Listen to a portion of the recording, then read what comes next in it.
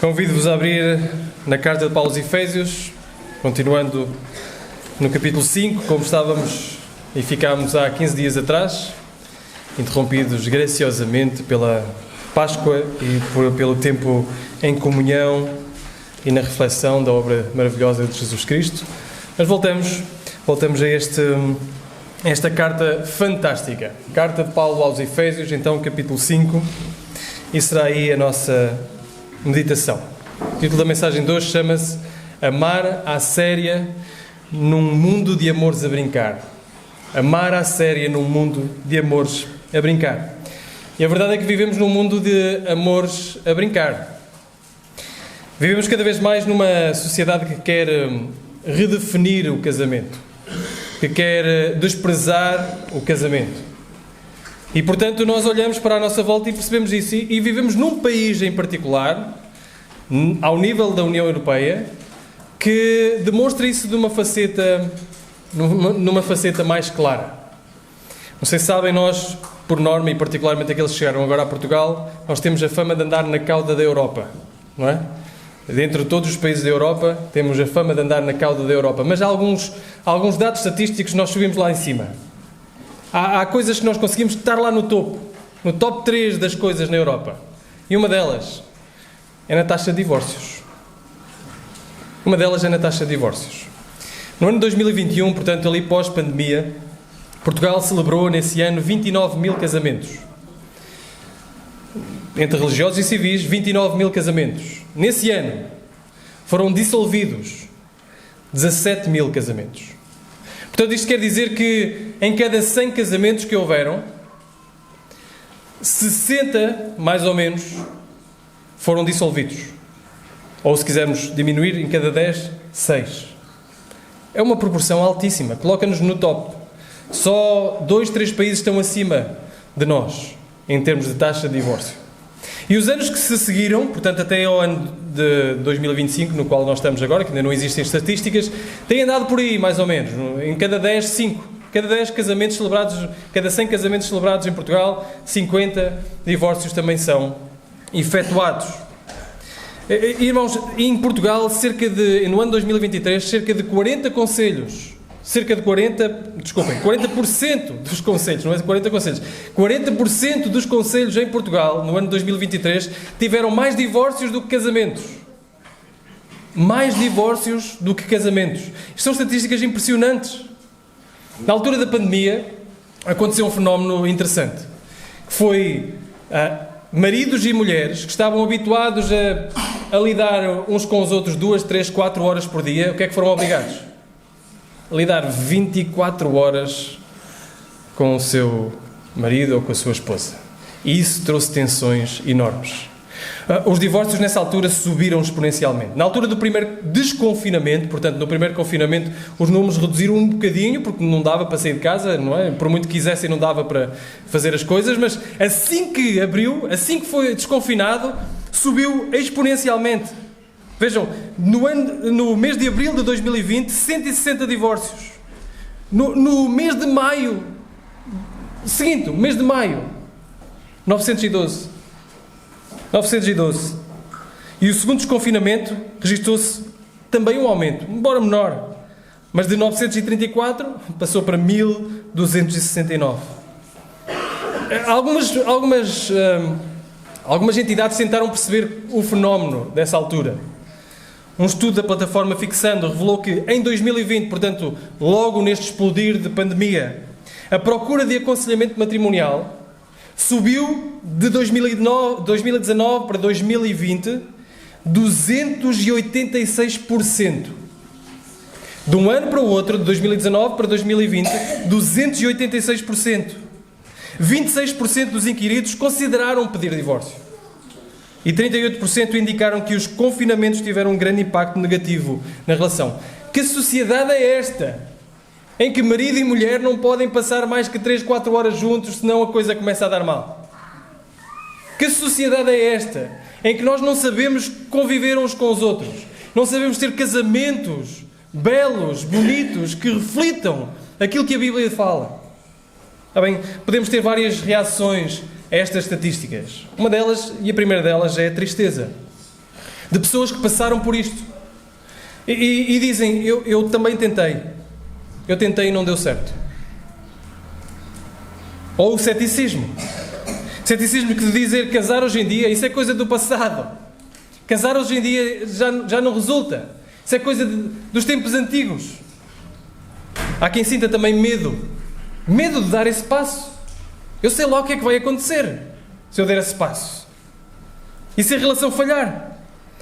E outros podem sentir indiferença e dizer, casamento é só um papel. Qual é a diferença? É só um papel.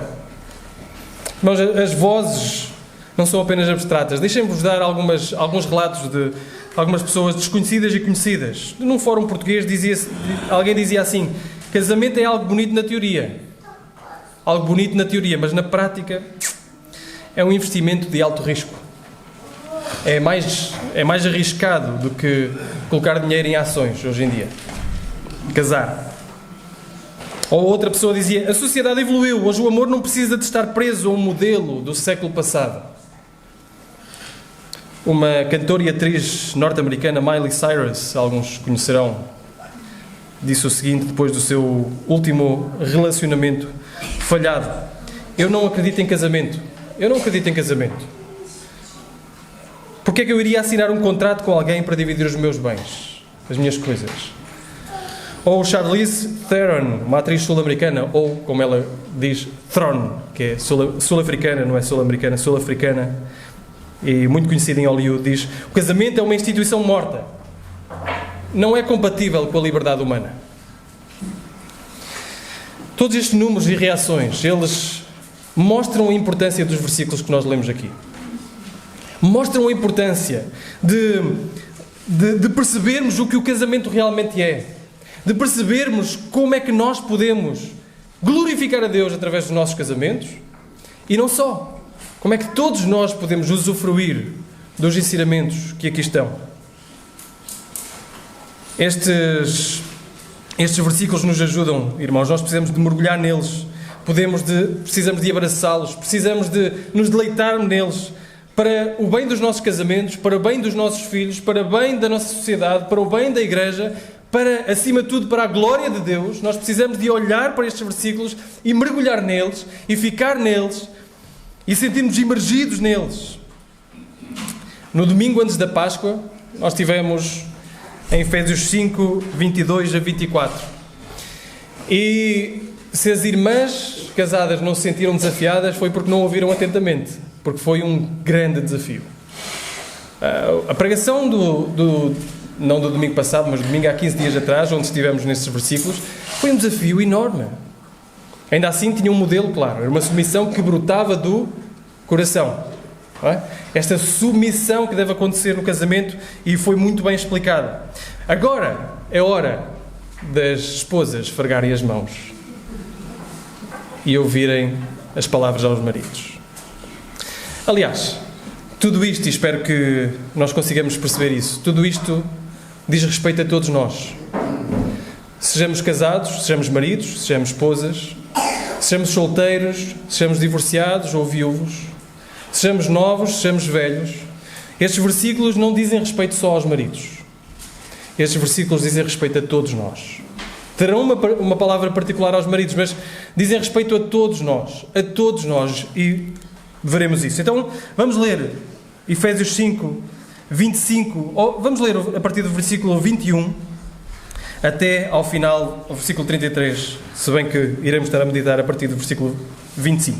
Diz assim então a palavra do Senhor. E lembrem-se que isto vem do encher do Espírito, não é? Enchei-vos do Espírito, diz o versículo 18. E diz assim o versículo 21, sujeitando-vos uns aos outros no temor de Cristo. Mulheres, cada uma de vós seja submissa ao marido, assim como ao Senhor. Pois o marido é a cabeça da mulher, assim como Cristo é o cabeça da igreja, sendo ele mesmo o Salvador do corpo. Mas, assim como a igreja está sujeita a Cristo, também as mulheres sejam sujeitas em tudo ao seu marido. Maridos, cada um de vós ama a sua mulher, assim como Cristo amou a igreja e assim mesmo se entregou por ela, a fim de santificá-la, tendo-a purificado com o lavar da água pela palavra, para apresentá-la a si mesmo como igreja gloriosa, sem mancha, nem ruga, nem qualquer coisa semelhante, mas santa, irrepreensível. Assim, o marido deve amar a sua mulher como ao seu próprio corpo. Quem ama a sua mulher, ama-se a si mesmo. Pois ninguém jamais odiou o próprio corpo. Antes, alimenta-o e dele cuida. E assim também Cristo em relação à Igreja, porque somos membros do seu corpo. Por isso o homem deixará pai e mãe, se unirá à sua mulher, e os dois serão uma só carne. Esse mistério é grande, mas eu me refiro a Cristo e à Igreja. Entretanto, também cada um de vós ama a sua mulher como a si mesmo, e a mulher respeite o seu marido. Vamos ter uma breve palavra de oração. Senhor Deus, nós curvamos diante da Tua palavra, rogando a Tua ajuda para que Tu venhas até nós e fales ao nosso coração, Senhor. Fala ao nosso coração através da Tua palavra. Fala a todos nós através da Tua palavra, por intermédio, pela ação do Teu Espírito. Em nome de Jesus nós oramos. Amém. O que é que faz um bom marido? O que é que faz um bom marido? Um bom marido é alguém que sabe arranjar coisas em casa, é isso? Sabe fazer uma tomada, aplicar uma tomada, sabe mudar um cano, arranjar um cano, sabe mudar um pneu. Há pessoas que chamam a assistência em viagem quando têm que mudar pneus. Sabem mudar um pneu, é isso? Sabem fazer algumas dessas coisas mais manuais. Será isso que faz um bom marido? Ou então é aquele homem que entende o seu papel como cabeça e tem as coisas todas organizadas em casa e tudo é regido a toque do marido. Ele é que coloca ali as coisas em ordem. É isso que faz um bom marido? Este texto nos diz o que faz um bom marido.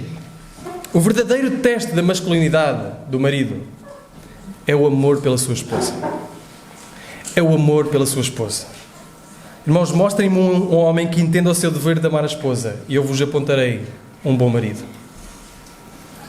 O que nós somos como homens, em muito, é determinado por aquilo que nós somos para a nossa esposa. E se nós queremos realmente ser homens fortes, homens e maridos fortes, nós devemos perceber o nosso dever de amar a nossa esposa.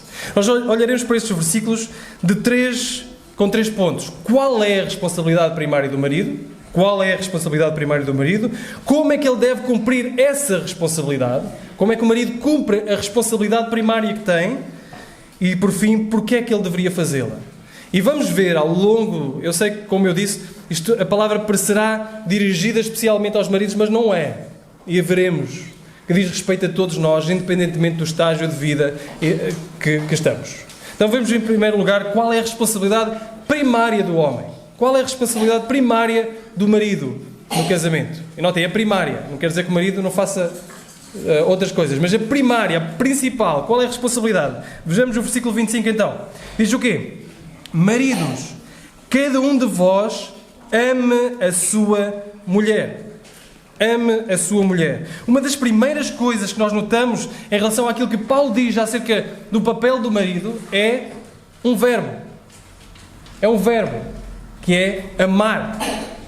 Ama a tua mulher. Esta é a responsabilidade primária. Isto é aquilo que o marido mais deve fazer. O que ele deve focar-se em fazer é amar. E notem, é um verbo que está num modo. Vamos às aulas de português, está num modo. Que modo é? Imperativo. Não é escolha. Não diz assim, quando te apetecer, ama a tua mulher. Se te acordares com disposição para tal, ama a tua esposa. Não diz isso. É um modo imperativo. É um mandamento. É uma ação que deve ser feita. Marido, ama a tua mulher. Nós estamos habituados, porque vemos séries e nos contam isso. Vemos filmes e nos contam dessa forma. E lá fora, de alguma forma, nos vão contando essa história de que amar é sentir borboletas na barriga. Amar é sentir aquela sensação de formigueiro. Amar é ter uma determinada inclinação de paixão incontrolável pela pessoa que nós amamos. O problema, e muitos homens se casam pelas borboletas na barriga. Figurativas, não é? Mas muitos homens se casam pelas borboletas na barriga. O problema é quando as borboletas migram.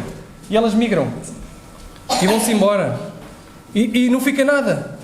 E de repente começamos a sentir outras borboletas na barriga. Se esse for o caso, se nós nos casamos pelas borboletas na barriga, começamos a sentir outras borboletas na barriga. Mas agora já não é por esta. Agora é por aquela. E agora é por aquela.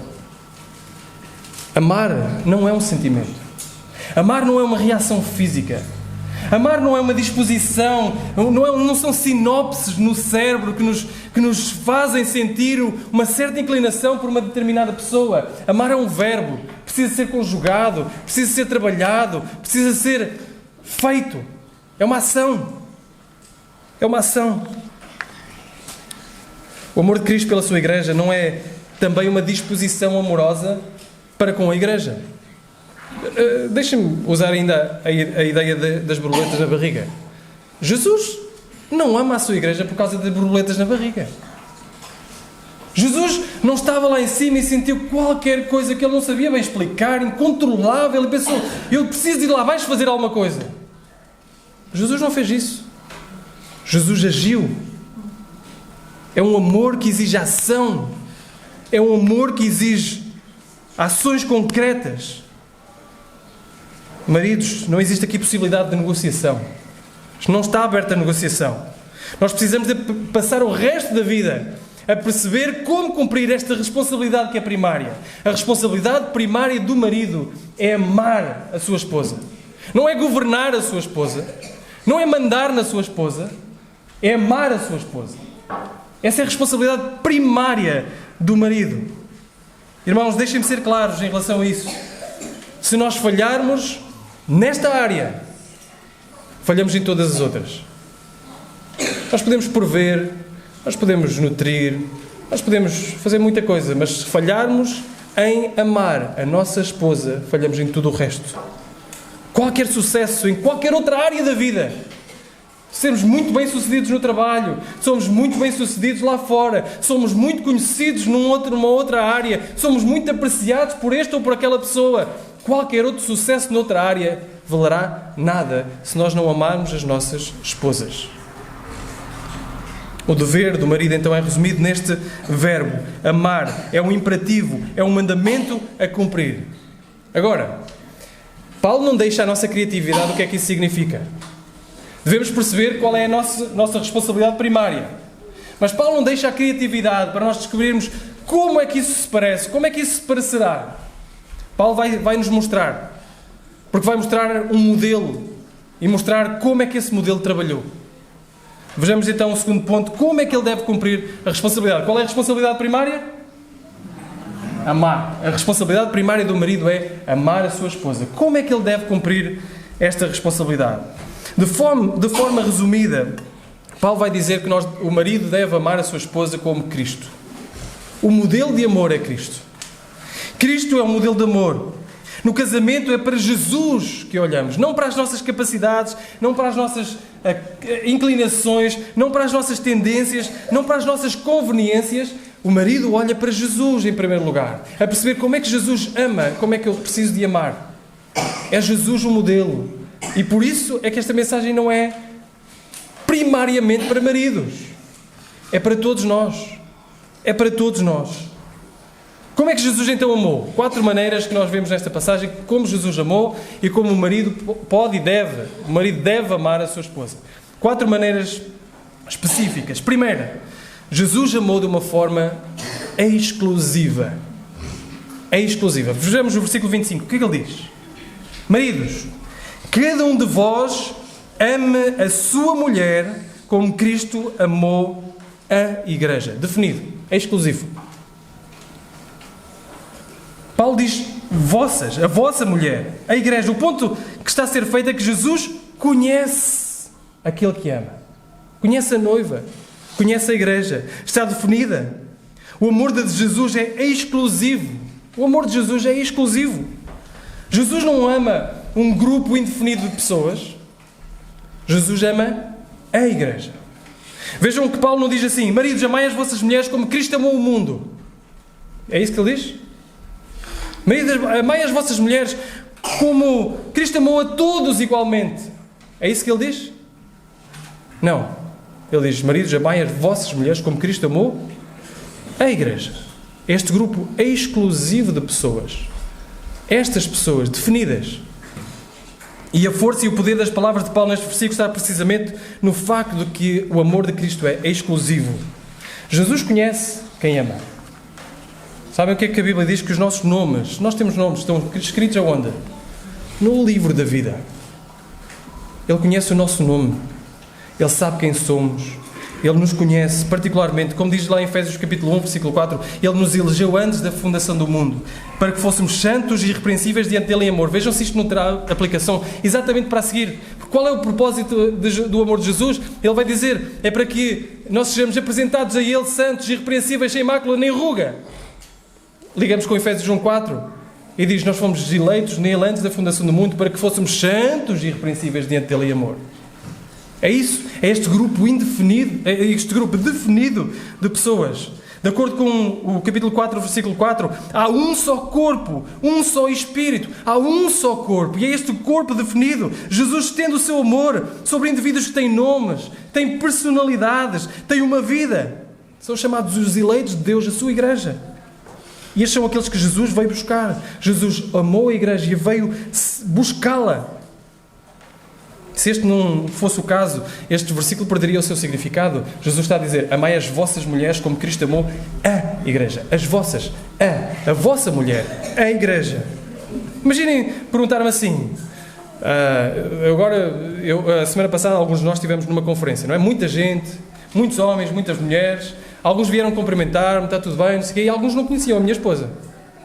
Imaginem eu lá, alguns fizeram pergunta, então, estás aqui sozinho, trouxeste a esposa? E eu disse, trouxe a minha esposa. E alguém me perguntar assim, quem é a tua esposa? E eu disser assim, quem quiser. Dentro destas mulheres que aqui estão todas, é quem vier a mim. É quem vier. Quem quiser, quem se dispor a vir a mim. Não. Eu disse, é aquela ali. Aquela é a minha esposa. Aquela é o alvo do meu amor. Ela tem um rosto. Ela tem uma personalidade, tem uma cor de cabelo, tem qualidades. Aquela é a minha esposa. É definido. E dizer que é aquela exclui todas as outras. Exclui tudo o resto. Aquela é a minha esposa. O amor de Jesus é um amor exclusivo. Se perguntarem a Jesus quem é a sua noiva, Ele vai dizer aquela. Ela tem um nome único. Ela é a minha igreja. Eu os chamo, eu os conheço. Elas são as minhas ovelhas, eu as chamo e elas conhecem a minha voz, elas vêm até mim. Irmãos e irmãs, Jesus conhece a sua noiva, conhece a sua igreja, conhece os seus escolhidos, os ama. Jesus não está à espera que a sua noiva se crie sozinha. Ele ama a sua igreja. E isto é o padrão do amor do marido para com a esposa. É para com a sua mulher, é um amor exclusivo. Os maridos devem amar a sua esposa com o mesmo grau de exclusividade.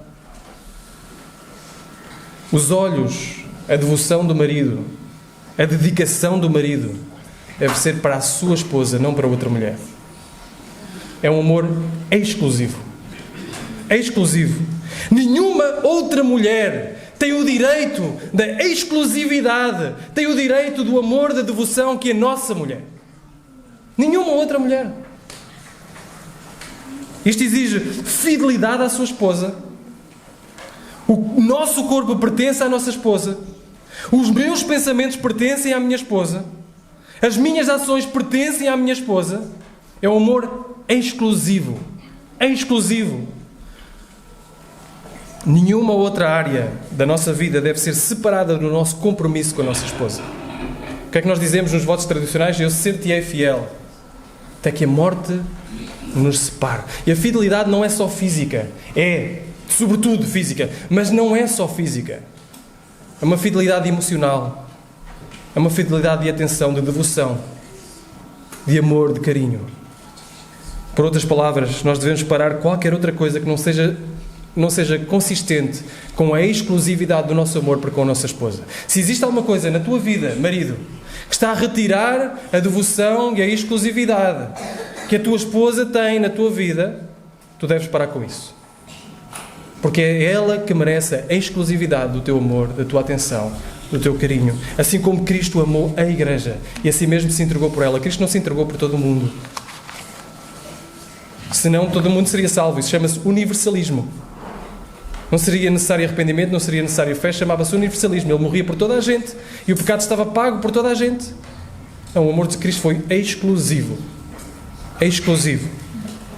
Segunda coisa, o amor de Cristo, como Ele é um amor sacrificial. Vejam, versículo 25. Maridos, cada um de vós ama a sua mulher como Cristo amou a igreja e a si mesmo. Há aqui uma qualificação. Que tipo de amor é este? É um amor sacrificial. A si mesmo se entregou por ela. O amor de Cristo pela igreja é o amor do Monte do Calvário. O seu corpo foi açoitado, as suas mãos e os seus pés foram perfurados, a sua cabeça recebeu uma coroa de espinhos, o seu lado foi furado. Este é o amor de Cristo pela sua igreja. É um amor que se sacrifica, é um amor que coloca a sua vida para resgatar a sua noiva. O amor sacrificial de Jesus é um amor até que lava os pés. Jesus, sendo o mestre e senhor de tudo, se fez servo para servir-nos a nós, que nada merecíamos. O amor do marido não é um amor que se coloca como uma autoridade de cima para baixo e demonstra o seu amor guiando de cima para baixo. Não, é um amor que se for preciso desce para servir, desce para lavar os pés. Porquê? Porque esse é o amor de Jesus por todos nós. Mais uma vez, é por todos nós, não é só pelos maridos. É pelos maridos, pelas mulheres, por aqueles que são casados, por aqueles que são solteiros, divorciados ou viúvos. É por todos nós. Este é o amor de Jesus. E se este é o amor de Jesus por nós, o amor sacrificial, este deve ser o amor do marido. Sabem, há relatos impressionantes deste amor que está disposto a ir até às últimas consequências. Eu li um relato agora há pouco tempo sobre um terremoto no Haiti, há alguns anos atrás, em que ia escavar, encontraram vida. Não é que isso às vezes acontece, não é? A escavar no meio dos escombros, depois de prédios inteiros de irem abaixo, e encontraram vida. E a vida era de uma mãe e um filho. A mãe e o filho tinham sobrevivido no meio daquele desastre, no meio daquele caos, no meio de prédios derrotados e colocados abaixo. Sabem o que estava por cima a cobri-los? O corpo do marido e do pai. Disposto a sacrificar a sua vida para que a sua mulher e os seus filhos pudessem sobreviver. E este é o amor de Jesus. É o amor que esteve disposto a dar a sua vida. É que não estava lá em cima, estava pleno na sua glória, mas olhou para nós como necessitados e carentes de graça e de amor e de misericórdia e desceu a este mundo para nos resgatar, para nos salvar, dando a sua própria vida. E este é o modelo de amor que nós temos que olhar como maridos. Devemos amar a nossa esposa. E diz que o casamento é um chamado a morrer. A morrer para nós mesmos, em primeiro lugar. Morrer para os nossos desejos, morrer para as nossas prioridades. E entregarmos pelo bem da nossa esposa. A matarmos aquilo que em nós também danifica a nossa esposa. A matarmos o inimigo que às vezes nós nos tornamos para a nossa esposa. Para que a possamos amar de uma forma livre, de uma forma bela, de uma forma à imagem de Cristo. É uma consideração altruísta das suas necessidades, acima das minhas próprias necessidades. Amar a minha esposa como Cristo amou a igreja significa que as necessidades delas são prioridade na minha vida. Como também as minhas necessidades de salvação e as nossas necessidades como Igreja de Deus, como salvação, foram prioridade para Cristo Jesus. Amar de forma exclusiva, amar de forma sacrificial. Terceiro, versículo 26 e 27, amar de forma intencional. Intencional. Diz o versículo 26, para a santificar, purificando-a com lavagem da água pela palavra, para apresentar a si mesmo igreja gloriosa, sem mácula, nem ruga, nem coisa semelhante, mas santa e irrepreensível. O amor de Jesus pela igreja tem um propósito. Tem um propósito. Notem o para, não é? Para, ou a fim de. Há um propósito no amor de Jesus. O amor de Jesus é um amor sacrificial com um propósito específico. Irmãos, deixem-me perguntar aos maridos, vocês amam a vossa esposa com um propósito? Um propósito específico? Tens um objetivo claramente definido no teu amor para com a tua esposa? É um amor esotérico, indefinido, é um amor intencional. Eu estou a amar a minha esposa a fim de...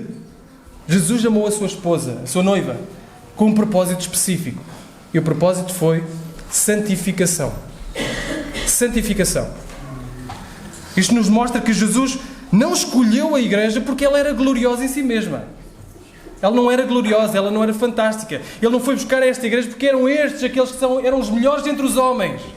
Estes eram aqueles mais belos, mais capazes, mais santos, mais piedosos. Não foi buscá-los porque eles eram gloriosos em si mesmos. Jesus escolheu a igreja para que se tornar ela mesma gloriosa. Sejamos honestos, nós temos em nós capacidade alguma? Temos em nós beleza alguma? Não, Jesus veio e nos resgatou, mesmo quando éramos inimigos dele. Então o amor do marido não depende do quão glorificado ela é. Lembram-se o que nós falámos há 15 dias atrás? Primeiro, que a submissão da esposa ao marido era ao marido, não era a todos os homens. Lembram-se disso? Não é? É a submissão da esposa ao marido. E segundo, era uma submissão que não dependia das capacidades, não dependia do quão glorificado e piedoso era o marido, a menos que ela o levasse para caminhos pecaminosos. Da mesma forma, o amor do marido para com a esposa não é um amor que dependa da piedade da sua esposa. Por outras palavras, não é pela esposa ser bonita e bela, dentro e fora, que o marido deve amar a esposa. O marido deve amar a esposa independentemente de como ela está, de como ela é. Ama tal como ela está. É este o amor de Jesus. O amor que viu uma noiva imperfeita e veio resgatá-la. Não esperou que ela se tornasse perfeita.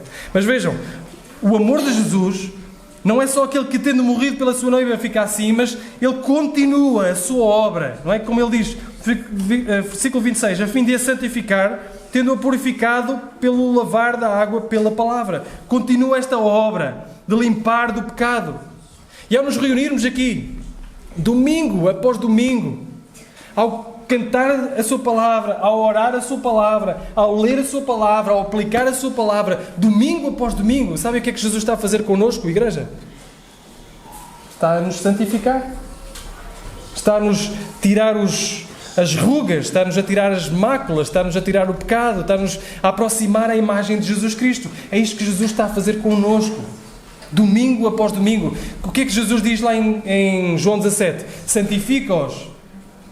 Na verdade, o que é a verdade? A tua palavra é a verdade. Então o agente de santificação na nossa vida como igreja é a palavra de Deus. E é isso que Ele está a dizer. Ele está a dizer assim,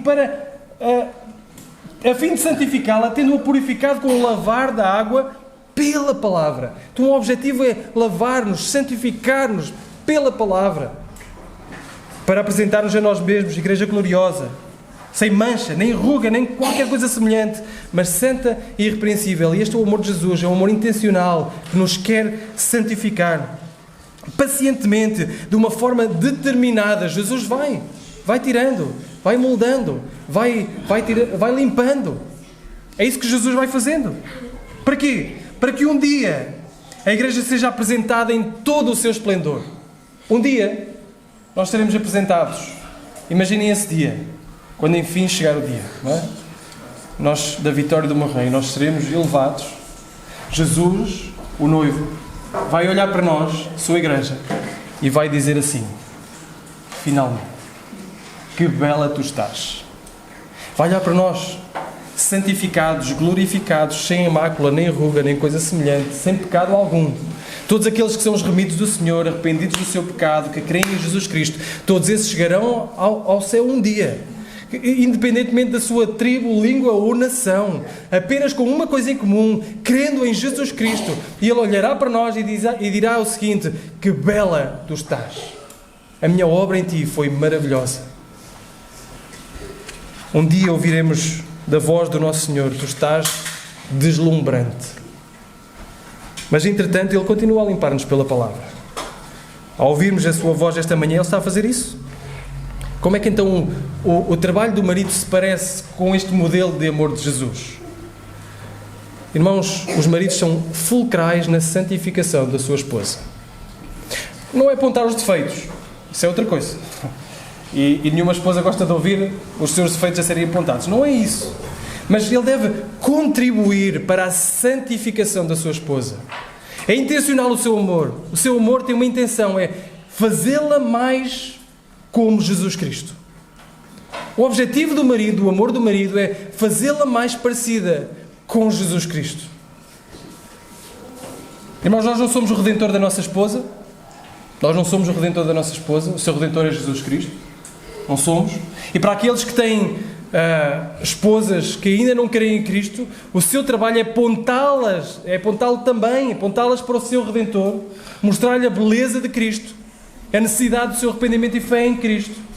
Para aqueles que têm esposas que já creem em Jesus Cristo, o seu trabalho, o seu amor deve ser intencional para apontar para o seu Redentor, para a transformar a imagem de Cristo. Irmãos, aqui estão duas das mais difíceis e prescrutadoras perguntas para os maridos esta manhã. Eu ontem, quando falava com a minha esposa, foi das perguntas mais difíceis de eu fazer, e o que eu fiz audivelmente. Mas respondam isso no vosso coração, não precisam responder audivelmente. Irmãos, a vossa esposa, a tua esposa, está mais perto de Cristo hoje do que no dia em que vocês casaram? Analisem a vossa vida e a vida da vossa esposa. A vossa esposa está mais perto de Cristo hoje do que no dia em que vocês casaram? E se sim, deixem-me fazer uma segunda pergunta, talvez até mais difícil. Isso foi feito por tua causa ou apesar de ti? Isso foi feito por tua causa, ou seja, pelo teu amor intencional para a santificar, ou aconteceu apesar de ti e de tu não cumprires a tua parte? Bom, estas respostas podem nos magoar profundamente. Podem-nos magoar profundamente, mas também nos podem levar à ação de graças. Somos falhos.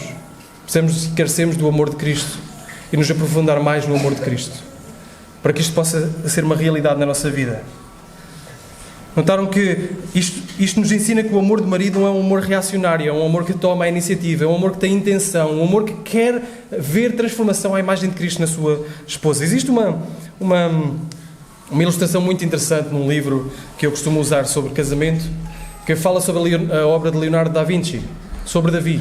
Não sei se já ouviram se já ouviram o que é que Davi respondeu quando lhe perguntaram como é que ele criou aquela magnífica obra. Não era arte moderna, não era uma banana com fita num quadro, não, era arte, eu diria arte à séria, não é? Arte que tem pormenor, arte que dá muito trabalho, e é uma obra, eu disse Leonardo da Vinci, não, é Michelangelo. É Michelangelo, não é? Obrigado. Obrigado não, eu lembrei. O Espírito Santo revelou-me agora que era... Mas era Michelangelo. E sabem o que é que ele respondeu quando lhe perguntaram como é que ele criou uma obra tão bela, tão magnífica? Sabem o que é que ele respondeu? Eu não sei.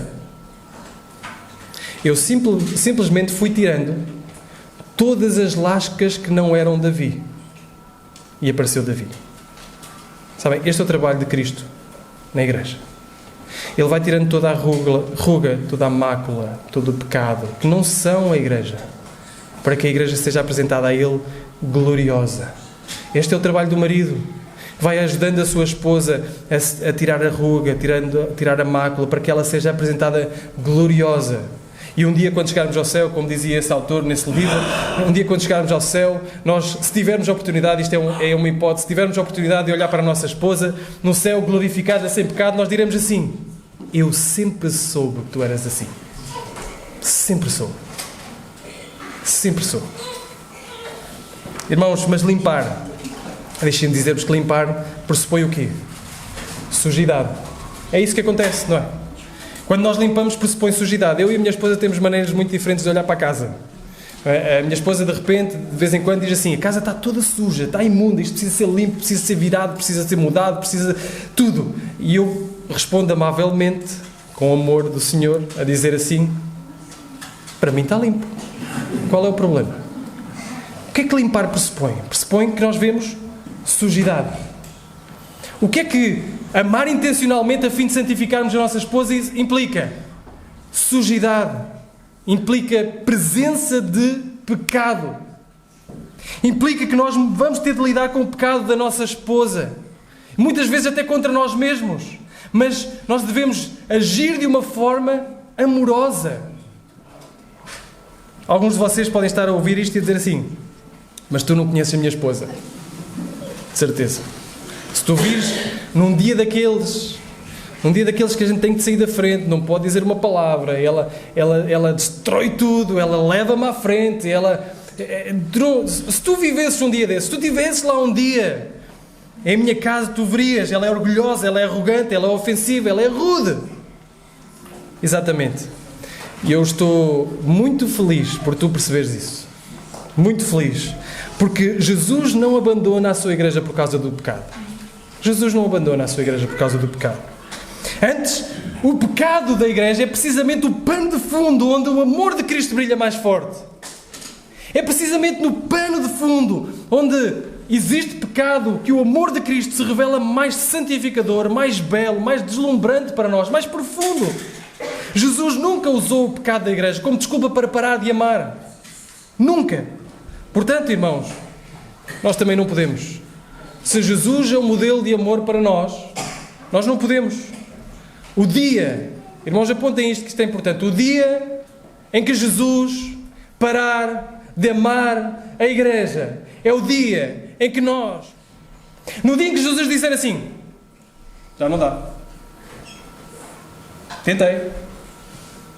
Não dá. É o dia em que nós, maridos, podemos dizer assim, já não dá. Eu tentei e não dá. Mas tenho uma novidade. No dia em que Jesus parar de amar a sua esposa, é o dia em que nós estaremos todos no inferno. Todos. Não valerá a pena. Mais nada. Mas como isso não é possível, Jesus parar de amar a sua igreja não é possível, também não é possível nós pararmos de amar a nossa esposa. Deixem-me perguntar-vos então, a vossa esposa ofende-vos? Então ama como Cristo ama a igreja. Nós ofendemos a Cristo tantas vezes, ofendemos a Cristo de tantas formas, nós desprezamos, nós maltratamos, nós nos envergonhamos de Cristo tantas vezes e Jesus não para de nos amar. Então, por favor, não paremos de amar as nossas esposas. Amar a nossa esposa como Cristo amou a igreja significa que a santificação dela é sempre mais importante do que qualquer ofensa que ela possa ter contra nós, que ela possa fazer contra nós. Por outras palavras, o progresso em santidade dela excede o nosso direito em sentirmos-nos ofendidos. Excede o direito. E as oportunidades são uma forma de nós ajudarmos, o pecado é uma oportunidade para ajudarmos a crescer lá a imagem de Cristo. Quarto lugar, amar de forma satisfatória. Os versículos 28 ao 31 mudam um pouco o padrão e remete-nos para a criação, como nós vimos há 15 dias atrás. E ele diz que os maridos devem amar as suas esposas como aos seus próprios corpos. Versículo 28. Assim devem os maridos amar as suas próprias mulheres como aos seus próprios corpos. Quem ama a mulher ama-se a si mesmo. Isto parece egoísta, mas não é. Está a dizer, deves amar a tua esposa como o teu próprio corpo. Porque não existe nada mais íntimo que o nosso próprio corpo. Nós não nos conseguimos separar do nosso corpo. A nossa alma não se separa do nosso corpo. Nós vamos dormir, onde é que está o nosso corpo? Está lá. Nós vamos tomar banho, onde é que está o nosso corpo? Está lá. Nós abrimos o frigorífico para comer, onde é que está o nosso corpo? Está lá. E, portanto, o nosso corpo está íntimo, está em nós. E o que Paulo está a dizer é assim, tu deves amar a tua esposa como amas o teu próprio corpo. Tu alimentas o teu próprio corpo, alimenta a tua esposa. Tu proteges o teu próprio corpo, protege a tua esposa. Tu cuidas do teu próprio corpo, cuida da tua esposa. A forma como tu ages no teu corpo, ages para com a tua esposa. Versículo 29, porque ninguém odiou a sua própria carne, antes a alimenta, sustenta, como também o Senhor à igreja. É isto que é o padrão de amor de Cristo para com a igreja. Ele também alimenta a igreja, Ele também sustenta a igreja. Porque somos membros do seu corpo. Nós somos membros do corpo também de Cristo. Então, se Ele nos alimenta, nós devemos alimentar. Se Ele cuida, nós devemos cuidar. Se Ele nutre, nós devemos nutrir. E então Ele remete-nos para o versículo 31, Gênesis 2, 24. Por isso deixará o homem, seu pai e sua mãe, e se unirá à sua mulher, e serão os dois uma só carne. Ele remete-nos para aquele tempo em que Deus criou o casamento. E nos diz, lá, é aí que Ele se uniu, é aí que dois corpos foram unidos. Isso era uma sombra daquilo que era a realidade, que era Cristo e a igreja. Já viram com crianças pequenas a procurarem apanhar a sua sombra? Ou a descobrir a sua sombra? O que é a sombra? A sombra é algo que se projeta do nosso corpo, que aponta para uma realidade maior. É isso que é a sombra. Mas a sombra não é a realidade. Podemos calcar a sombra, não nos dói a parte suposta do corpo que foi calcada. A sombra é uma coisa que aponta para a realidade. Às vezes mais definida, outras vezes menos definida, mas a sombra é algo que aponta para a realidade. E é isso que o casamento é. O casamento é algo que aponta para uma realidade maior do que ela. Portanto, os maridos devem satisfazer as necessidades das suas esposas, devem, assim como o seu corpo pede algumas coisas, esta sombra que aponta para o casamento, também o casamento é uma sombra que aponta para algo maior do que eles. Terminamos com: porque então nós devemos amar desta forma? Eu sei que parece uma mensagem só para maridos, mas não é. Não é. Vejam como é que Paulo termina. Paulo termina no versículo 32: este mistério é grande, mas eu me refiro a Cristo e à Igreja. Este mistério é grande é às vezes uma expressão que nós podemos usar quando as coisas não correm bem lá em casa, não é? Que mistério é este? Não consigo entender esta mulher. Ouça, já tentei. Mas Paulo diz: antes que vocês pensem que o mistério que eu me estou a referir é o vosso casamento, o que eu quero que vocês compreendam é que o mistério que eu estou a falar é o mistério de Cristo e a Igreja. Este é que é o grande mistério. Como nós já tínhamos visto em Efésios capítulo 3, este mistério que foi revelado agora aos santos e apóstolos profetas. Esta Igreja gloriosa, este povo, judeus e gentios, salvos, unidos, para que eles possam ser salvos e unidos com Cristo. Este mistério grande de Cristo e a Igreja. Este é o mistério que eu vos quero falar. Este é o padrão que eu quero que vocês olhem. O casamento é esta sombra de uma coisa muito maior. Notem, o casamento é uma coisa que tem princípio e tem fim. Não só na nossa vida, nós dizemos o quê? Até que a morte nos separe. Portanto, o casamento é uma realidade que tem um princípio na nossa vida e tem um fim na nossa vida. Mas mesmo na instituição do casamento, o casamento é algo que tem um princípio e tem fim. Vamos a Gênesis 2, vemos o princípio do casamento e veremos que o último casamento de todos, as bodas do Cordeiro, elas estão aguardadas para o fim. E a partir daí então tem o fim do casamento. A noiva está reunida com o seu noivo e assim estaremos para sempre com o nosso Salvador Jesus Cristo. Tem um princípio e um fim. Ora, o Evangelho não. Portanto, quando Deus institui lá em Gênesis 2:24 o casamento, aquilo foi instituído, esta instituição divina, antes do pecado, antes de Gênesis 3, antes do pecado entrar no mundo. Deus instituiu o casamento para o bem do homem, para o bem da mulher, para o bem da sociedade, para a glória de Deus e para apontar para uma coisa maior. Algo que já estava na sua mente, que era um mistério, mas que foi revelado só depois. E este mistério é o relacionamento entre Cristo e a Igreja.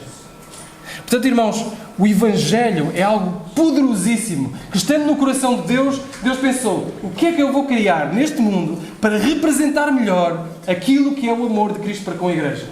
O casamento. O casamento. Então criou o casamento para que possa fazer tudo aquilo que nos faz bem, só que o propósito do casamento não é fazer-nos felizes. Isso é um subproduto do casamento. O propósito do casamento é apontar para Jesus Cristo, para o Evangelho, para a glória da salvação que nós temos em Cristo. Portanto, o Evangelho é duas coisas, tanto a motivação como o lugar para onde aponta. A Débora colocou lá uma frase no nosso, que não é dela, é de um livro que nós lemos, mas uma frase que está assim no nosso quarto. Ali a gente acorda, vê logo isso. Não sei se foi alguma indireta para... A gente acorda e vê logo aquela frase. E a frase que está assim num quadro, mesmo à frente da nossa cama, um quadro bem grande, diz assim: o casamento só funciona à medida que se aproxima do modelo de amor abnegado de Deus em Cristo. Notem o que diz a frase: o casamento só funciona à medida que se aproxima de um outro modelo, não do modelo do casamento de alguém específico, mas do modelo de amor abnegado de Deus em Cristo. Isso é aquilo que faz funcionar o casamento. Um casamento belo que funciona é um casamento que se aproxima do modelo de amor de Cristo pela sua Igreja. Esse é o casamento que funciona. Portanto, queremos que os nossos casamentos funcionem. Eu não sei o estado de todos os casamentos aqui. Se calhar há pessoas aqui a passar por sérias dificuldades no seu casamento. Querem que o vosso casamento funcione? Só há uma maneira. Aproximem-se do modelo de amor o modelo de amor abnegado de Deus em Cristo. Aproximem-se do Evangelho. Aprofundem-se no Evangelho. Compreendam o Evangelho. Vejam a beleza do Evangelho. E à medida que nós nos aprofundamos neste amor maior, nós vamos conseguir amar como Cristo amou a Igreja. E a esposa vai cumprir a sua função, cumprir o seu papel, e os dois, de uma forma harmoniosa, vão apontar para o seu Salvador, que é o segundo objetivo. Não é só a motivação para um casamento melhor, o Evangelho não é só a motivação para um casamento melhor, é também o lugar para onde aponta. O casamento aponta para algo maior que si mesmo. O casamento não é o fim. O casamento é um meio para apontar para a gloriosa verdade que Cristo nos ama. Gloriosa verdade que Cristo nos ama. Portanto, os nossos filhos, se querem compreender melhor como Cristo ama a Igreja, que nós não conseguimos ter palavra, façamos por mexer nos nossos casamentos e mostrar-lhes como um marido ama a sua esposa, como uma esposa se submete ao seu marido, e esta dinâmica apontará para algo maior do que si mesmo. Eles perguntam, como é que Jesus amou a sua igreja? Que amor é este? É da forma como meu pai ama a minha mãe. Ou aqueles que estão à nossa volta, quando precisam de ter uma realidade palpável de como Cristo ama a igreja, devem olhar para os nossos casamentos, para a forma como os maridos tratam as suas esposas e entendem o seu dever de amar as suas esposas. O Evangelho é enaltecido com os nossos casamentos. Mas, irmãos, eu estou numa reta final. Irmãos, se formos honestos, nenhum de nós é perfeito. Não vamos colocar a barra lá em cima e dizer assim, todos os outros são ímpios e só aqueles que se aproximam muito de... Todos nós somos imperfeitos. Todos nós falhamos, estamos a falhar ou iremos falhar futuramente. Lembram-se, o título da mensagem era Amar à séria no mundo de amores a brincar. Irmãos, o nosso amor de maridos é que é o amor a brincar. O amor à séria não é o nosso. O amor à séria é um amor de Jesus. Esse é o amor à séria. Esse é o amor à séria. Jesus ama de uma forma exclusiva. É Jesus que nos ama de uma forma exclusiva. É Jesus, e perfeita, é Jesus que nos ama de uma forma sacrificial. É Jesus que nos ama de uma forma intencional e santificadora. É Jesus que nos ama de uma forma que nutre, que protege e que guarda. Mas para isso, Ele não nos amou como amou o seu próprio corpo. Ele deu o seu próprio corpo. Ele deu a sua própria vida. É por isso que esta passagem não é sobretudo sobre maridos. Esta passagem é sobre o verdadeiro marido. Não é sobre o dever que o marido tem de amar a sua esposa. É sobre a dádiva do amor de Jesus por nós. Esta passagem que enaltece o amor de Jesus. Isto diz respeito a todos nós. Não só a maridos, diz respeito a todos nós. É por isso que se tu não és casado, se tu és uma mulher, se tu és um homem, se tu és solteiro, como eu disse, solteiro, casado, divorciado ou viúvo, qualquer estado em que estejas, independentemente de onde estejas, esta passagem é para ti, porque enaltece o amor de Jesus. Aliás, se tu não és cristão, nota, não é isto que a nossa alma anseia mais? Termos um amor exclusivo. Termos alguém que nos ama de uma forma fiel, fidedigna, exclusiva. Alguém que nos ama de uma forma sacrificial e que coloca as suas necessidades à frente das nossas. Alguém que nos ama de uma forma santificadora, que nos ajuda a crescer. Nos ajuda a crescer à imagem de Cristo. Ou ajuda a ser melhores. Alguém que nos ama de uma forma que nutre, que protege, que aguarda. Está bem? Esse alguém não é uma pessoa humana. Esse alguém é Jesus. E se tu não és cristão, esse desejo no teu coração por encontrar um amor assim, se tu és solteiro e queres muito casar-te, mas ainda não encontraste alguém assim, não busques no teu futuro marido ou na tua futura esposa alguém que cumpra isso, porque só Jesus pode cumprir isso. Só Jesus te pode amar dessa forma. Porque depois vais-te colocar expectativas demasiado grandes na pessoa com quem te casares, para que ela supra aquilo que tu desejas, porque não encontraste ainda. E vais sair frustrado. Vais sair frustrado. Deposita em Jesus. Deposita em Jesus esse desejo. E encontrarás um amor que nem todas as águas poderão apagar. Um amor que passarás o resto da vida e da eternidade a tentar entender. E se tu já és cristão, sejas casado, viúvo, solteiro, o convite é desfrutares deste amor de uma forma mais completa. Entrega-te a Ele. Desfruta dele. E por fim, só uma palavra aos maridos. Maridos, talvez esteja na hora de nos arrependermos. É normal, nós sentimos já aquém deste padrão. Então, arrependamos-nos. Coloquemos a nossa fé em Jesus Cristo. E percebemos que para sermos bons maridos temos tudo o que precisamos. Temos tudo o que precisamos para ser bons maridos. Temos o Espírito Santo em nós, Temos o amor de Jesus que nos alcançou. E sabem o que é que temos mais? Temos uma esposa imperfeita. Imperfeita. Como também a igreja é imperfeita nas mãos de Jesus. Temos uma esposa imperfeita e uma oportunidade fantástica de amar com o amor de Jesus Cristo. Que o Senhor nos abençoe e ajude.